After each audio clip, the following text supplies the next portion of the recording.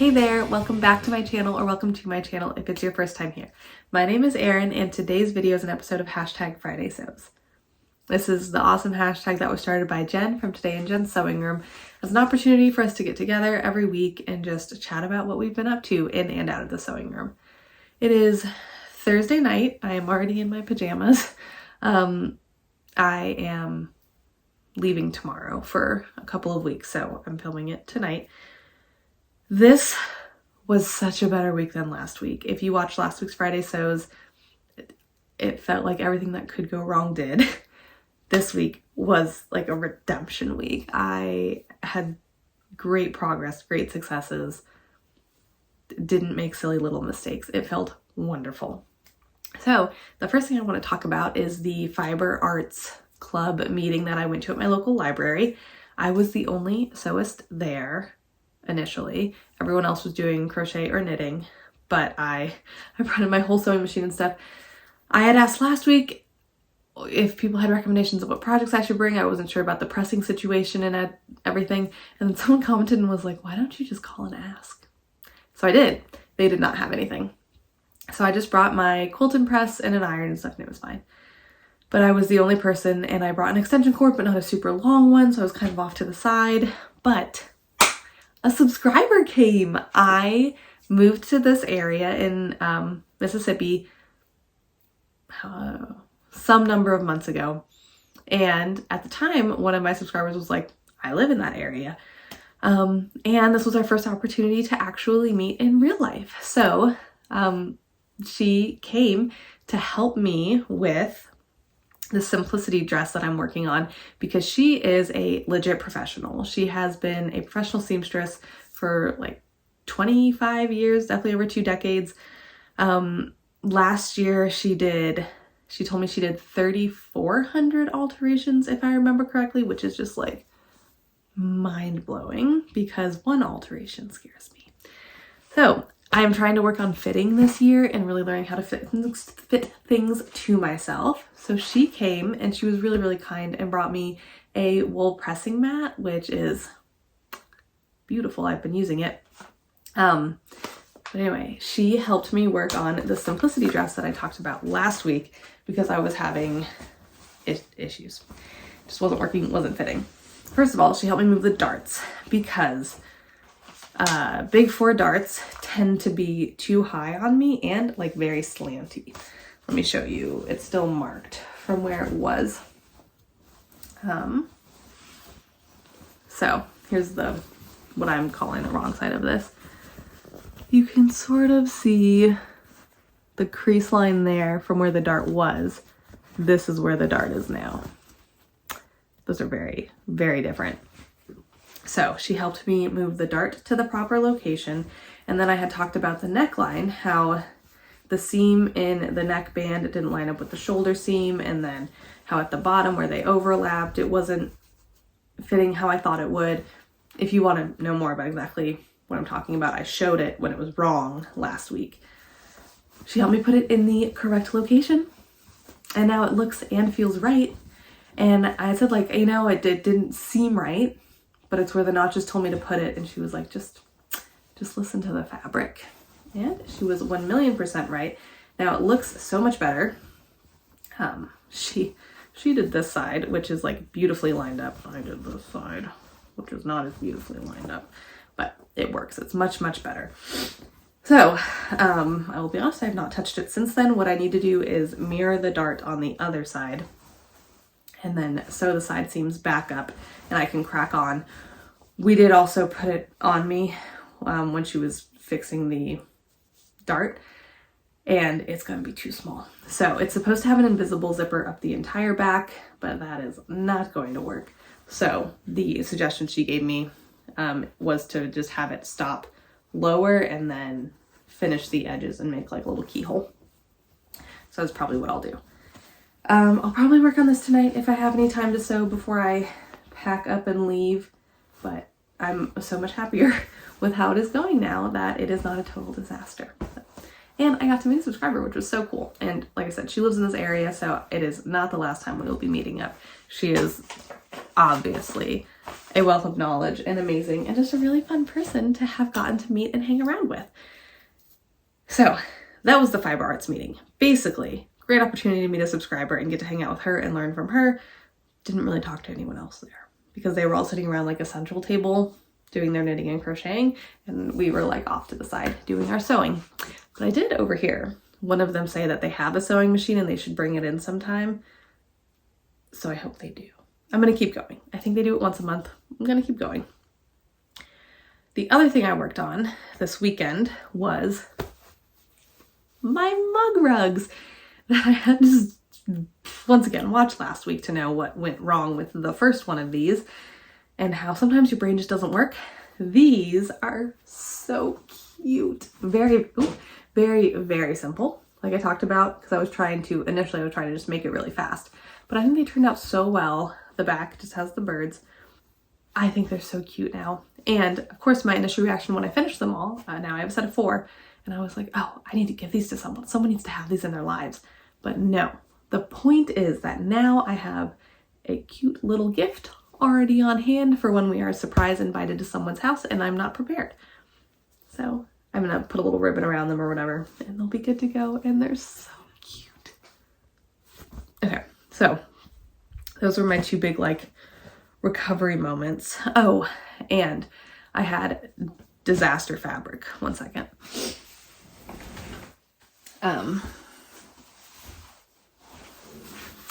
I showed this in a fabric haul that you would have seen this Wednesday.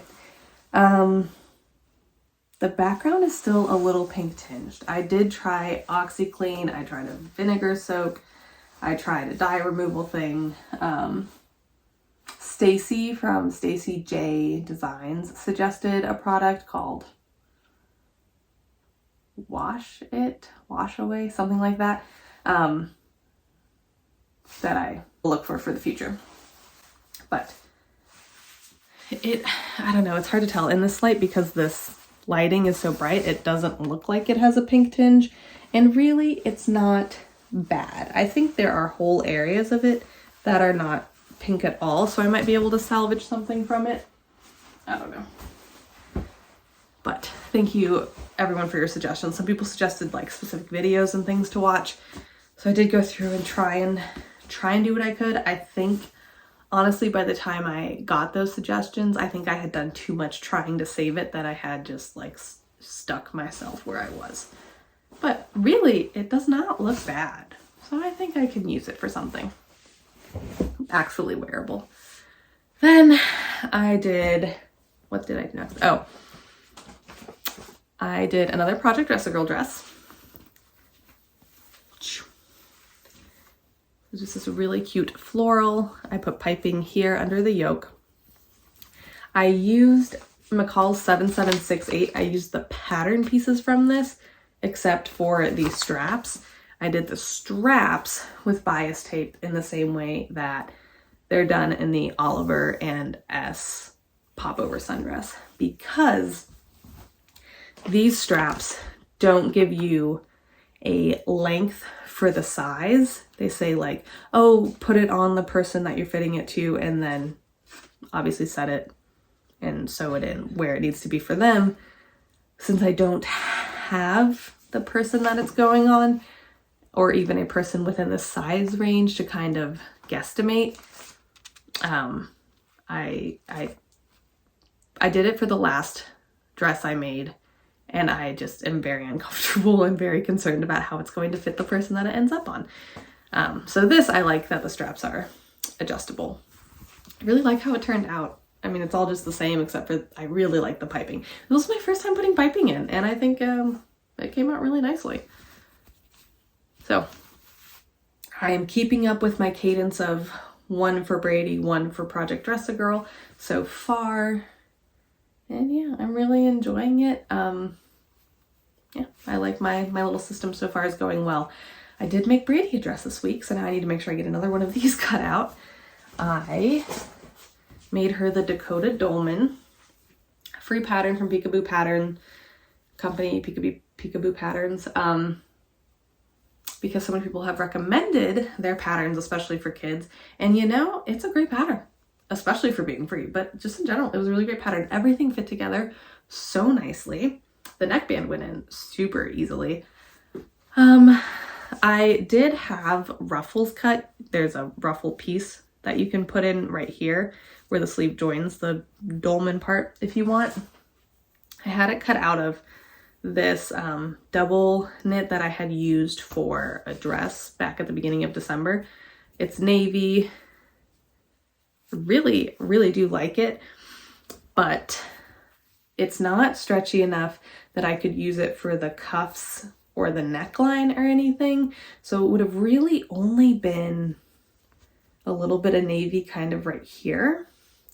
And I didn't think I would like how that looked. And I thought it might be a little too heavy. This is an interlock, so it's already pretty thick and weighty. But she wore it today. That's why there's stuff on it. There's a little schmutz because she did wear it today. I'll insert some pictures of her. It fits pretty darn well. This is a size 18 month, and she is exactly 18 months and ready to wear clothes. She's right on wearing 18 months. She can fit into some 2T stuff, but it's a little big. This is maybe a tad big. I would say it's like closer to being a 2T than an 18 month in my opinion, if you're comparing it to Carter's, Target, etc., the toddler clothes you buy there. But it fits her and she wore it, and she did do some twirling in it. It's a pretty swishy little dress, so she really enjoyed it today. I always remember things that I forgot to talk about as soon as I stop recording, and usually I decide they're not actually that important, so I won't add them. But this one I do want to talk about, because one of my goals this year is to use the capabilities of my machine more.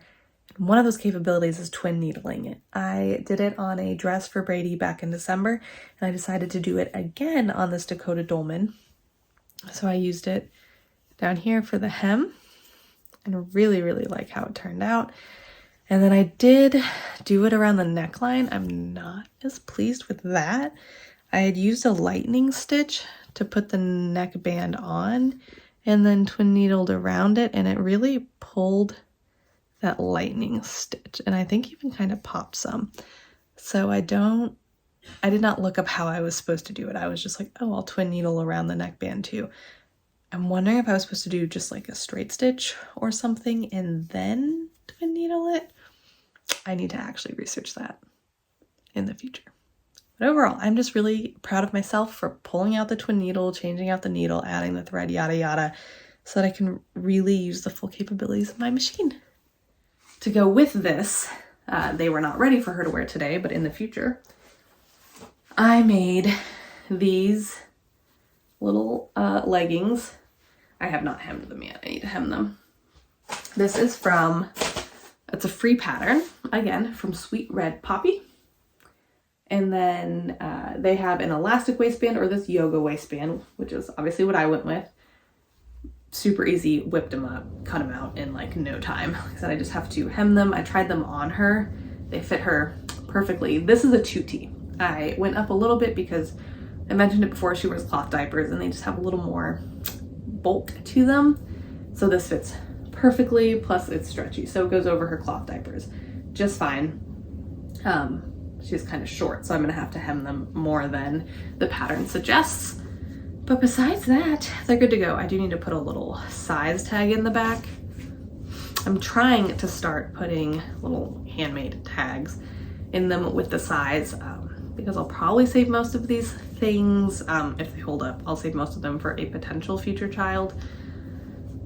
So I realized I want to have the size marked in them so that when I'm pulling clothes out in a couple of years, I can organize them in some sort of way.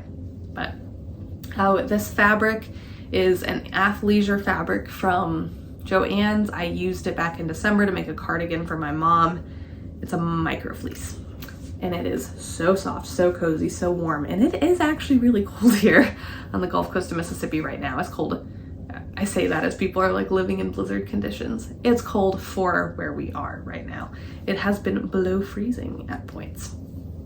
So made her those cute little leggings, free pattern, super easy. Oh, one thing I almost forgot to talk about is Adam's joggers. I had made these almost to completion around Christmas, but then he tried them on and they were too long. I had made them previously from the same pattern, but it was a different fabric. It was a sweatshirt, so a lot more structure, less drapey. What I made them out of this time, I don't remember what it was. Some sort of athletic fleece thing. Super droopy. Very, very, I'm not even say droopy. Droopy. So I had to take a couple inches off. Now they're slightly too short. But they're really just for around the house. And they are very, very cozy and soft on the inside. And he likes them, he says. So I did go ahead and do that. I chopped some off, tapered the leg in, and then just moved the cuff up, reattached it, moved it up, chopped a little too much off, it turns out, but I was able to, because it's a big 4 pattern and the seam allowance was 5/8, I was able to get it, like, eke it down to 1/4 of an inch, which gave me obviously almost a whole, it gave me 3/4 of an inch more in length. So that was helpful. But yeah, I did do those. I'll try and get a video to insert. I have a kind of junky picture of them that I can at least add. That's it. Like I said, great week compared to last week. Obviously, I didn't try to make anything challenging, and I had help fitting the one thing that I was super challenged by. So I set myself up for success by getting help and doing things that were easy for a basically shapeless human. So plans for next week. I don't really have any. I am going to be out of town for the next probably 3 weeks at least. Well, at most. I'm coming back in 3 weeks. I need to see my child again after 3 weeks. But I am going to be staying at my mom's house. She has a whole sewing room because she's a quilter. So I am bringing, I don't think I'm going to have copious amounts of time to sew, but I won't have my husband there or my child there or any of the other people that I normally hang out with. So I'm going to, if this is your first video, I am going to where my family lives in Texas to help a sick relative. So, you know, it's like we're gonna be hanging out playing board games all night. That's why I'm bringing something to work on. I am working on this quilt that I started last spring and have not really touched because it's gonna look amazing when it's done. It's just a lot of really, really small pieces. So I'm bringing that to work on, and I decided to learn how to knit. So I am bringing yarn and knitting needles. I did get circular needles to take for traveling because the internet said that those are better for traveling because if you drop one, it stays connected to the other one. I've been practicing a little bit, and yeah, I'm just watching YouTube videos and got a little like book and stuff, and I'm gonna learn how to do that. It is nice because Brady falls asleep in the car a lot right now. So I end up parked in the driveway and I'll listen to my audiobook or whatever, but I wanted something to do with my hands because I was feeling very resentful of the fact that a car nap meant no house nap, which meant no sewing time for me. So now a car nap means knitting time for me. So turning that attitude around. So yeah, I'm bringing that knitting stuff and the quilt, and there's so much of this to do. If I hit a wall and absolutely don't want to look at this again for a while, which I clearly have in the past, I can knit. And if I don't want to do that and I really want to sew, my mom has gobs upon gobs of cotton. So I can make any number of projects. I could make more sets of mug rugs to have on hand as gifts or whatever. And I could borrow my sister's car and go to Joann's because my mom's Joann's is I think it's the largest in the state of Texas in terms of inventory. So it's not the largest square footage wise, but it's the largest in terms of inventory, which honestly is more important in my opinion. So they have more stuff than any other Joann's in Texas. So I could maybe meander over there if I have time. But like I said, I don't know how much time I'm gonna have. I could either end up having tons of time because there's not a lot going on, or no time. I don't know. But